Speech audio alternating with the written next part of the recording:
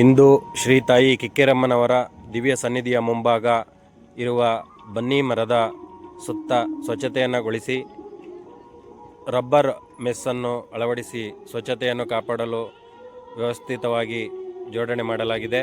ತುಳಸಿ ಕಟ್ಟೆಗೂ ಕೂಡ ಯಾರು ಭಕ್ತಾದಿಗಳು ಮುಟ್ಟದಂತೆ, ಗಿಡವನ್ನು ಕೀಳದಂತೆ ಅಚ್ಚುಕಟ್ಟಾಗಿರಲು ಅದಕ್ಕೂ ಸಹ ಒಂದು ಮೆಸ್ಸಿನ ವ್ಯವಸ್ಥೆಯನ್ನು ಮಾಡಲಾಗಿದ್ದು, ಈ ಒಂದು ವ್ಯವಸ್ಥೆಗೆ ಸೇವಾಕರ್ತರಾದ ನಿಂಗರಾಜು, ಶ್ರೀ ಸಾಯಿಬಾಬಾ ಆಟೋ ಲಿಂಕ್ಸ್ ಮಾಲೀಕರು, ತಾಯಿಯವರ ಸೇವಾ ಅಭಿಮಾನಿಯವರು ಹಾಗೂ ಭಕ್ತಾದಿಗಳಾದ ಸೇವಕರಿಂದ ಸಹಾಯದೊಂದಿಗೆ ಈ ಒಂದು ಕಾರ್ಯವನ್ನು ಯಶಸ್ವಿಯಾಗಿ ನಡೆಸಲಾಗಿದೆ.